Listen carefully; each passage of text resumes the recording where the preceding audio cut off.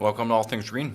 I'm Anton, here with my special guest, Joe King, to discuss a variety of topics from across the sustainability universe. Joe, how are you doing today? I'm feeling phenomenal. These are some pretty good mulberries, huh? Oh, yeah. These are delicious. I got them on the side of the road on my way over here. Oh, yeah. I've got a ton of these growing in my backyard right now, Yeah, man. they're pretty good. How would you describe them? Sweet. Fragrant. Fragrant. Flowery. Have some more.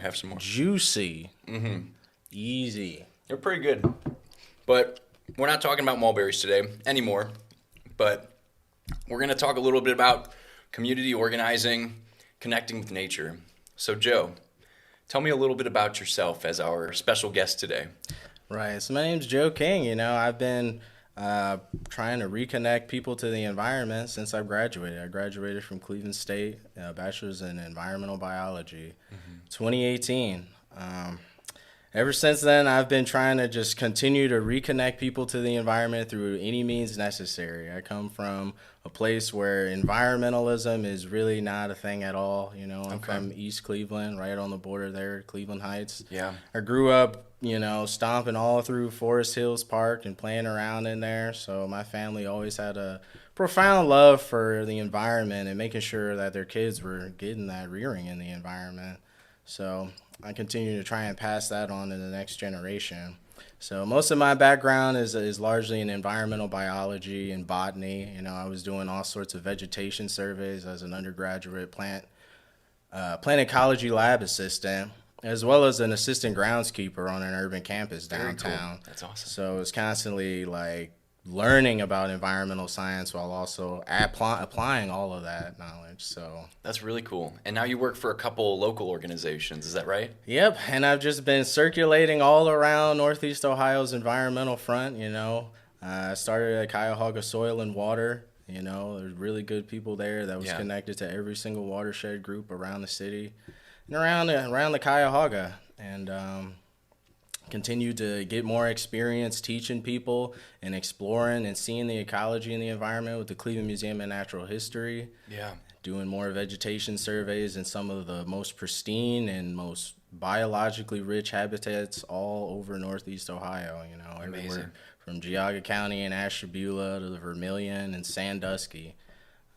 Saw a lot of really just amazing things, sorts of things where it's like, people wouldn't believe these sorts of habitats are still in Ohio. Yeah. And it gave me a newfound passion to really care for this stuff and show people what type of effect that can have when you really keep these sorts of things in place and you really let it, fill your heart with that joy. It really kind of makes you want to keep working at it. Absolutely. And so your line of work, I know that you work for Rust Belt Riders and Cleveland Metroparks, but I kind of want to hear first about, your foray into the Rust Belt Riders. If you could tell us what that is and a little background. So I came into the Rust Belt Riders with all of that passion for the environment, and I wanted to continue that effort, Yeah. So I saw the Rust Belt Riders online one day. I also went to the Ingenuity Fest, right? Because they actually had space down there. Ingenuity Cleveland. We're going to plug it in the show notes. Yeah. Another really big community-based artist collaborative doing great things. Very firm belief in the environment in that organization as well. They're a nonprofit, but they actually own a building over in downtown Cleveland, right on 55th and St. Clair. Heart of Cleveland there, right on the lake, right. And they've been processing food scraps there, So Rust Belt Riders is a community composting collective. They basically take your food scraps and they process it back into a value-added black gold media that you can apply straight to your garden. So is this just veggie scraps, or what are you giving to Rust? So, what are people giving to Rust Belt Riders? Yeah, so we mainly focus on food scrap composting. There's all sorts of types of composting out there, and we focus on the food scraps of Cleveland. We work with over 200 different businesses across Cleveland, over 3,000 residential subscribers and growing. Wow. And we're continuing to expand our efforts. So we're taking everything from coffee grounds to fish heads to, tea and eggshells and just general food scraps, meat, bones, we can take it all and we process it at a pretty large community scale because we're working with over easily 10 to 15 different municipalities. Wow. All the way out to Bainbridge and all the way out to Avon and everything in between. It's pretty wild that you guys are able to have those partnerships, you know, that private sector, public sector partnership. I mean, that's really cool. And you guys create a product. It comes in a really cool bag. It's called Tilth Soil. So tell us a little bit about our product here. Right. So this is definitely the product of Cleveland. By investing in a bag of Tilth soils, you're investing directly into the sustainability of Cleveland. Right. Awesome. So we're using a completely organic process. You know, our greatest workers, our employee of the month every single year is always everybody playing in the soil food web. You know, those worms, those fungus, and the bacteria. We're trying to cultivate a living system to completely recycle everything that we're getting out of the city, and, you know, try and build that more circular economy, starting with the ecology. So, yeah, I would say that's really what sets it apart, you know, a certified organic product, largely just compost based, you know. There's no synthetic fertilizers in this. There's really no chemicals added. It's all organic mineral nutrients, just like how all of these plants have evolved to adapt to using, right? Yeah. It's trying to get us closer to the most fertile media we possibly can get, and that's why we call it tilth soils. It's like a reference to an old English word, tilth, which refers to the fertility in your soil. Yeah. So we've got Sprout here, which Okay. is mainly for, you know, transplants and seed starting. It's got a little bit lower amount of compost in it, and it's a little bit lighter media. Easier for young plant roots to spread, easier for water to percolate through. And then we've got Bloom, which is our more mature plant, more nutrient deriving plants, you know, that need a lot of nutrients right when you need them. And this is a little bit higher compost. And I think there's even actually a couple of other mineral amendments in there to help that spread further. But, you know, having all that compost in there just helps balance any sort of additional mineral amendments we're adding. You know, all of that is going to naturally be balanced out in your plant and in your pot, you know, whether it's in the pot or in the soil, you know, you're basically building a living, breathing system. Yeah.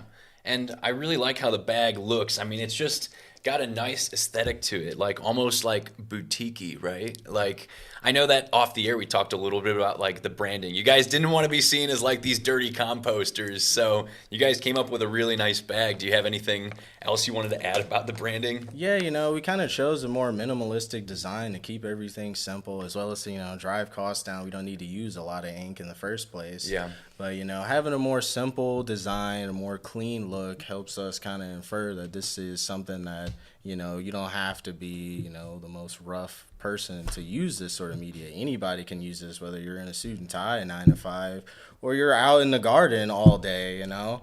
Everybody can use this. Composting is for all, you know. So we had to get into a lot of different communities that, you know, have a lot more, you know, resources and stuff. And that's how we kind of got our start, you know, selling in like garden stores and coffee shops, you know, places like Whole Foods, grocery stores, you know, they're not going to want the typical like lawn and leaf type of bag. So we got this, you know, which almost looks just like a coffee bag, right? And oftentimes, you know, I was selling at farmers markets for us, but they'd be like, what is this? Is this coffee? What type of coffee is this? It's like, well, this is soil. This is a soil potting mix, completely organic. And then they start looking at it. We have all of our ingredients branded on the back, and they see, you know, our effort towards the sustainability of Cleveland. And So even beyond the product, like you guys are out at tabling events, you guys are educating, you guys are telling community members like how they can get more involved with composting. I mean, what kind of feelings do you have about educating the community? I mean, that seems like something that's important to you. Yeah, it's very important. Education has definitely changed my life as well as most of the people in my families, you know. Being able to just be aware of a problem rather than to just be, you know, affected by it really changes all of our outcomes, honestly. Yeah. So education is very important, especially when you're talking about these environmental issues, which all predate any sort of social injustice issues, which are making the environmental issues much worse. So I'm actually an educational outreach coordinator for Rust Belt Riders, and we've been, you know, on the ground trying to teach people about this stuff, the science behind composting, how to compost, how to get a system started in your backyard in the cheapest and most easy way possible to any community, you know, especially the kids, you know, especially in communities that are already kind of like empowered to do this stuff and just need that extra little push. Yeah. You know, just really trying to go after anybody that wants this information that hasn't already started services with us, you know, because it's one thing to offer this is private utility to anybody that can afford it. This is a utility, and, these environmental problems are not cheap to fix. So, we're trying to offer a simple solution for everybody to tag along with. And we have to really focus on educating people about why we're doing this so we can get more people to do this. I mean, we're all kind of waiting on a federal mandate to require composting nationwide. So the more people are, aware of this, the more easier it will be to transition that and really start getting that benefit of carbon sequestration and soil remediation. Yeah. And that restoration, you guys are such go-getters at Rust Belt Riders that you guys had to appeal to the EPA to get some laws changed for you. Is that correct? That is right. It's right when we started, like all of the composting laws, there really weren't any composting laws because there were no composters in Cleveland, really. Yeah. So we had to, really work with the EPA closely to get them to expand a lot of their land and zoning requirements on who can compost, where can you compost, how much can you compost. With our growing business, all of that was completely dependent upon them changing some of their restrictions. And they were very flexible with us. They saw our efforts going into these businesses and stores and just getting these communities to tag on, and they saw that this is an opportunity to really make a difference in this city. We really are one of the first people to really do it here. So yeah.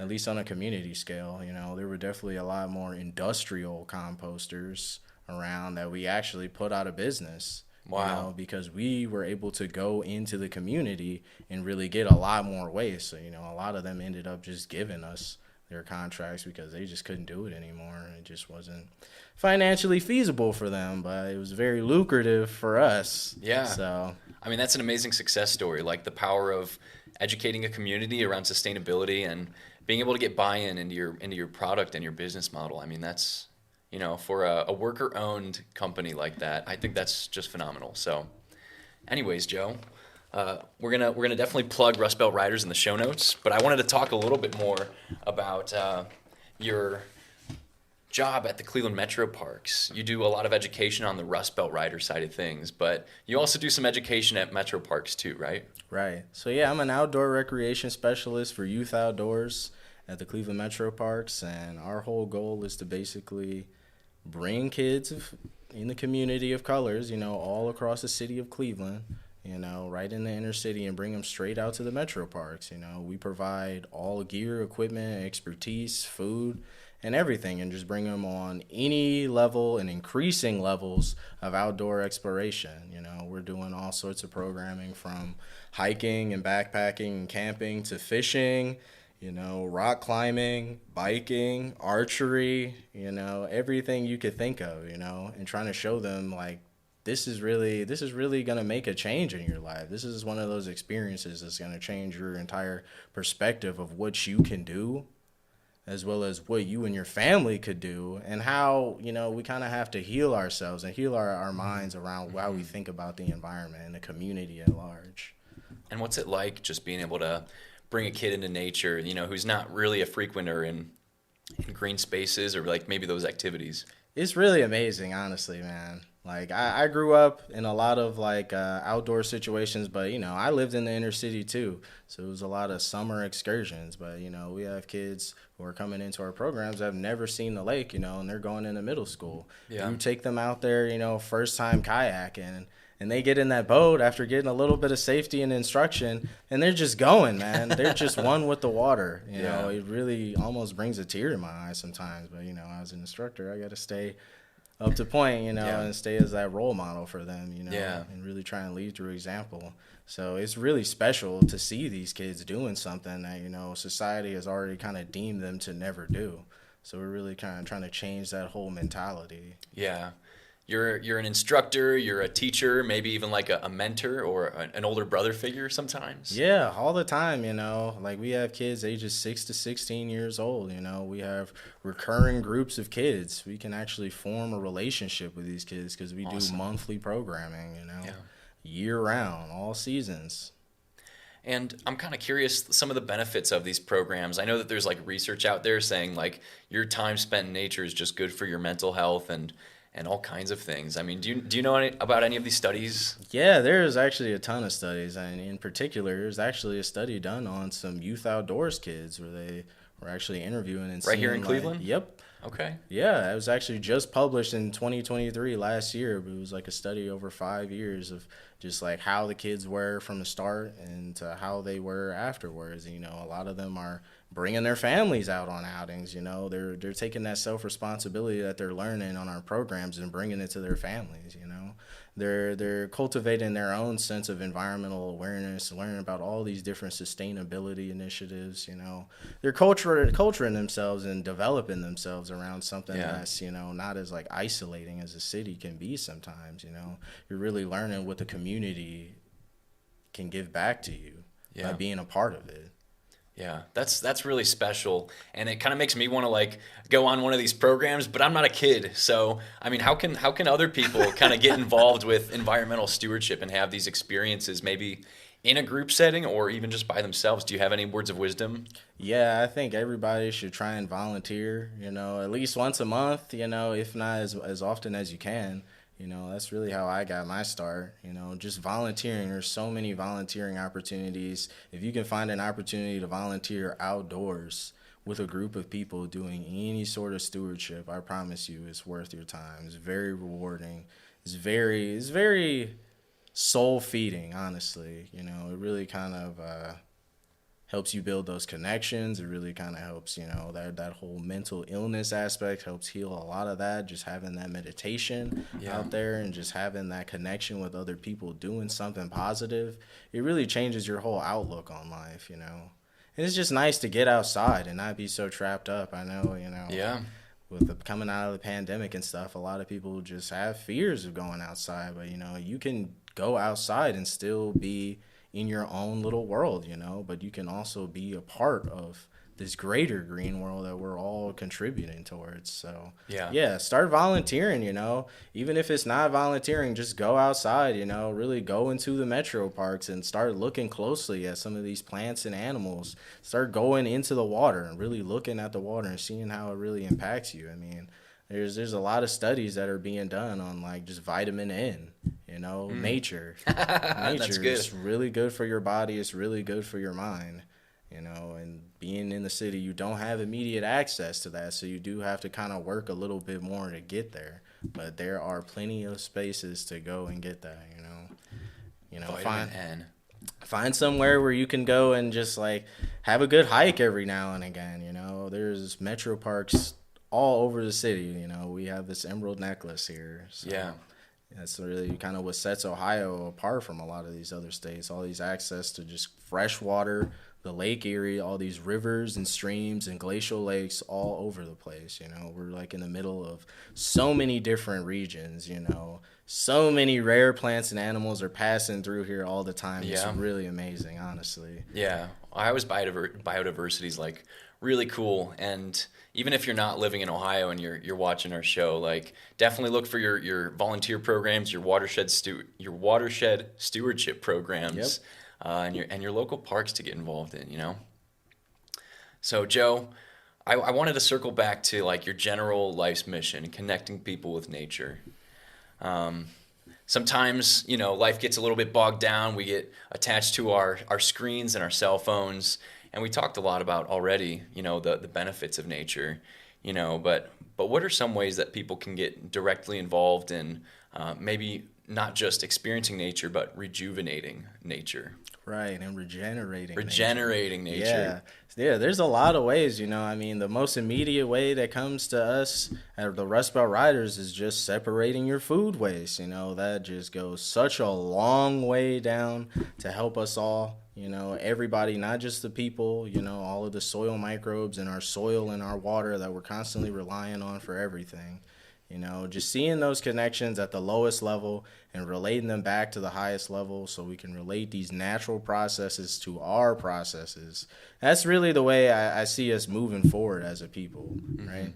So to kind of get back to your question, yeah, I mean, my life's mission is to really reconnect people to the environment to try and improve all of our outcomes, you know, and try and tackle all of these environmental issues as well as the social injustice issues, you know. They're all hand in hand.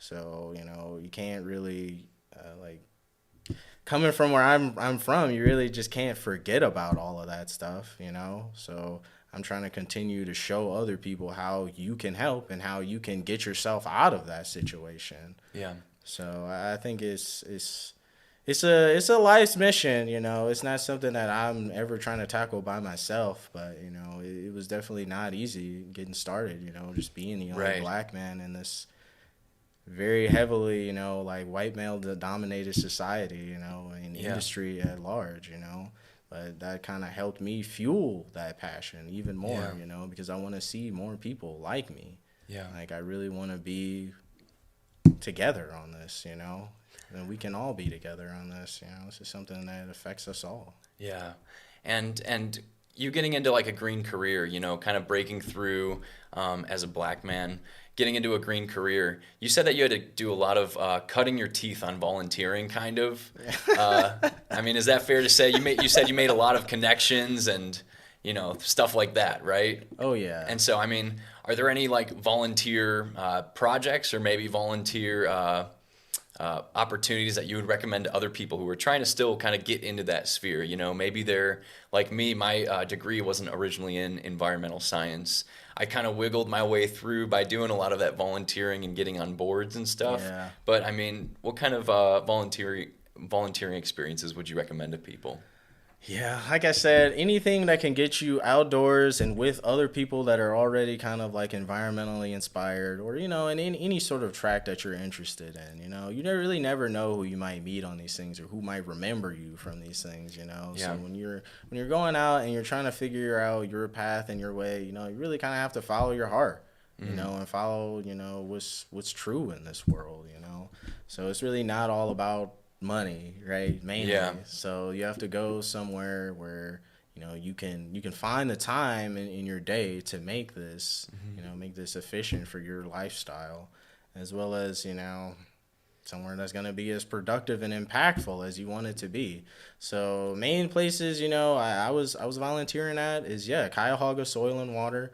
They constantly have all sorts of tree plantings and stream cleanups, all sorts of things going on, and plant giveaways and like invasive trade-offs. I mean, they do a lot of different work with the community, and they're really trying to bring everybody together on these environmental issues as well. And they work with a ton of local watershed groups. There's people like Tinkers Creek Watershed Group, Doan Brook Watershed Group, Big Creek Watershed.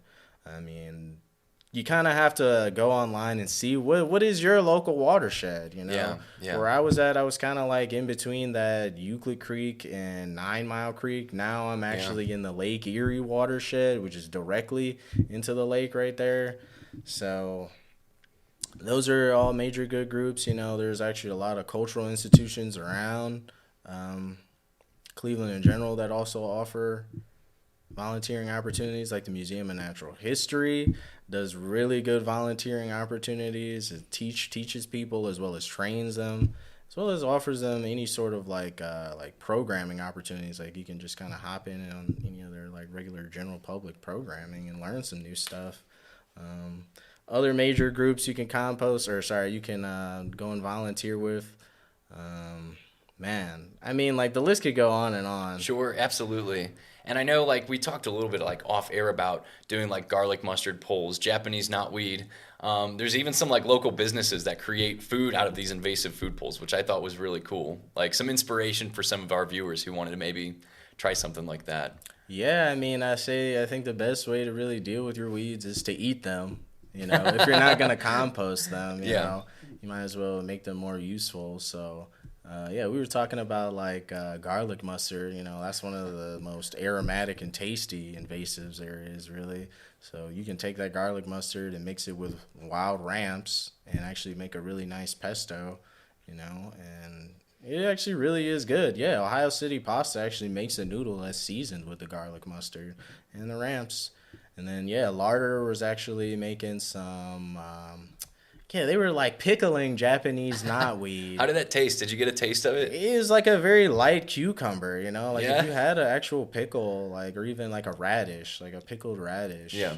Like very similar. But, young shoots off the Japanese knotweed, which grows literally everywhere along our Cuyahoga River.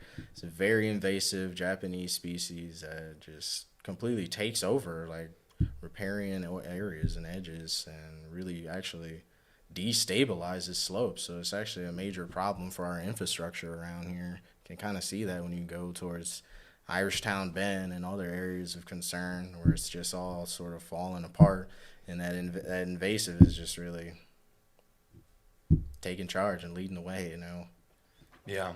So, let's see, other edible invasives. Yeah, there really aren't a lot because most of them are actually all toxic and poisonous. So that is one of the very unique ones. Yeah.